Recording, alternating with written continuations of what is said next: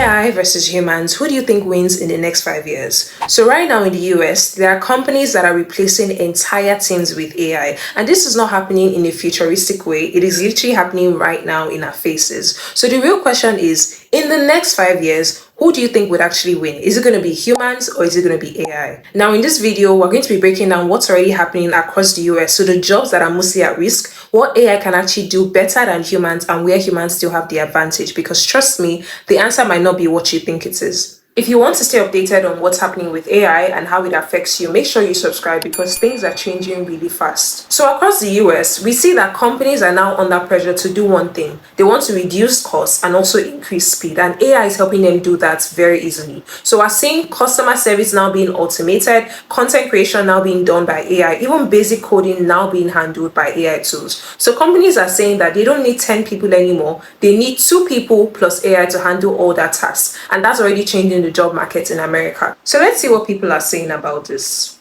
They're not warning you enough about what's really happening out there. AI isn't just coming for jobs, it's already here, and most people don't even see it. The World Economic Forum predicts that 83 million jobs will vanish in the next 2 years, and that number is likely conservative. White-collar careers, law, accounting, finance, marketing, they are being automated faster than factory lines everywhere. Okay, think about this. Decades of education wiped out by an algorithm trained for pennies on the dollar. Companies don't need loyalty anymore. They don't need your years of experience. They need efficiency, and AI delivers it without asking for weekends off, healthcare, or even a paycheck. Every day you keep your head down, hoping that you'll be safe, you're actually falling further behind. Because when the wave hits your role, it won't be gradual. It'll be instant. One morning, you'll walk in and find out that you have been replaced by code. I am terribly sad to record this. I believe that millions of white-collar workers are going to lose their jobs in the next 12 to 18 months due to AI. AI is now able to do the work of a very, very smart human in minutes or even seconds. This is going to displace marketers, coders, designers, lawyers, accountants, call center workers, you name it. The result of this is going to be an ever more extreme winner-take-all economy where the top 20% or so are able to thrive and then the bottom 80% are left behind. And when people lose their jobs, it affects dry cleaners, dog walkers, hairstylists, restaurants, all local businesses that see less people who are able to spend. Personal bankruptcies are going to surge. College graduates are going to have a very difficult time finding entry-level jobs. People are going to be very, very angry by the fact that this path to middle-class status and social mobility is going to be broken.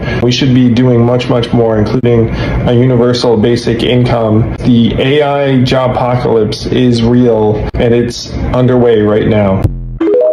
Anthropic just released new research on which jobs AI is actually replacing and which ones it could replace in theory. They introduced this metric called observed exposure, which in the chart you can see the blue area showing what AI could theoretically handle and the red area showing what it's actually handling today. For example, in computer and math jobs, AI could theoretically handle about 94% of tasks, but Claude is currently only covering about 33% of those in practice. Similar story for office and admin roles, with about 90% of tasks theoretically automatable, but actual usage today just a fraction of that. So it's pretty clear that AI adoption is still very much so in its early days. And if you look at the top 10 most exposed occupations based off of this observed exposure metric, the number one is computer programmers with about 74.5% exposure. And that tracks of everything we're seeing around AI coding right now. Then you have customer service reps at 70%, data entry workers, 67%, medical record specialists, 66%. And you can read through the rest of the list, but you even have financial and investment analysts up there at 57%. 10%. One of the pretty clear themes here is that all of these are knowledge work jobs. They're relatively well paid and they often require higher education. In fact, the most AI exposed group in the study is generally more educated, higher paid, and also 16% more likely to be female, which means that the workers most exposed to AI today are actually the very people who went through higher ed and pursued white-collar careers, partly to avoid the kind of automation that hit manufacturing and the trades decades ago. At the same time, it is important to keep in mind a few caveats here. This study combines real Claude usage data with estimates of what AI could theoretically do, so it's not necessarily a perfect prediction of job loss. On top of this, Anthropic says that despite the exposure numbers, we're not seeing mass unemployment yet. Their researchers actually compared workers in highly AI-exposed jobs and workers in AI-resistant jobs, and the difference in unemployment since the release of ChatGPT is basically statistically zero. So the feared AI job apocalypse that this report lays out hasn't shown up in the data, at least not yet. Okay, so let's be honest, right? We already know that AI beats humans in certain areas. For example, speed. AI can get things done much faster than humans can. So for example, it can generate content faster. It can even write a code in seconds, right? And then in cost, when we talk about cost, a company can literally pay for one AI tool instead of paying multiple salaries. So that saves them cost. And then consistency. AI doesn't get tired, but as humans, we need to take breaks. We need to take lunch breaks. We need to take leaves and all of that. And I think that's why the businesses in the US and in other parts of the world, they're adapting so fast to AI. So yes, we know that AI is powerful, but it's still not perfect. Humans still win in a lot of ways. For example, creating with real emotions. Humans have emotions. AI doesn't have emotions. And then we talk about decision making. AI literally cannot make a decision. You cannot trust AI to make a decision. You still need a human to make a decision. And even when AI gets a job done, as humans, you still need to analyze to check for errors and make a final decision on whatever project, right? And then when we talk about building relationship and trust, you still need humans to do that. So AI can generate, yes, we know that, but humans understand context in a deeper way that AI would not be able to. And that's not something so easy to replace. So on a different note, maybe the questions we should be asking is not AI versus humans. Maybe we should be saying humans who use AI versus humans who don't. Because at the moment, in the US and in other parts of the world, the people that are winning are not the people that are fighting AI. You can't fight it. It's literally already here. They are the people that are learning how to use it. And that's literally the biggest shift that we have. Because even when we say that people are losing their jobs, a lot more opportunities for jobs are opening up for people who actually know how to use AI. So that's another angle. Look at what this person even has to say. If you want to future-proof yourself, go become the AI operator for either business owners, executives, or really, really amazing experts at their craft that are never going to learn AI operator skills. These people are absolute masters at what they do, but they're not going to spend their whole time learning how to build AI workflows. That's where you come in. You become the person who handles all the AI operations for them. You're the one implementing the systems, running the automations, managing the AI tools. They stay in their zone of genius, you become indispensable. You can do this even if you are employed. AI is going to be taking away some jobs, but it's also going to be creating new careers. And if you are in the legal or social sciences field, here are some new jobs that now exist because of AI.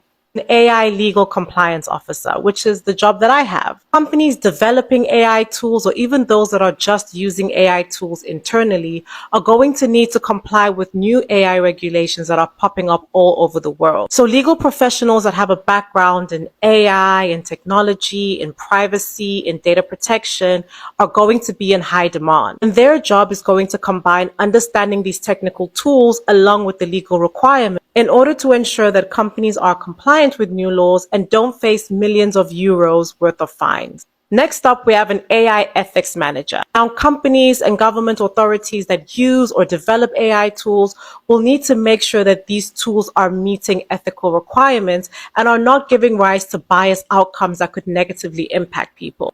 And in order to do this, a lot of companies are going to need people with a background in ethics. So if you have a humanities background, gender studies, philosophy, these kind of things, those skills are going to be really important when it comes to developing ethical AI tools that meet ethical standards.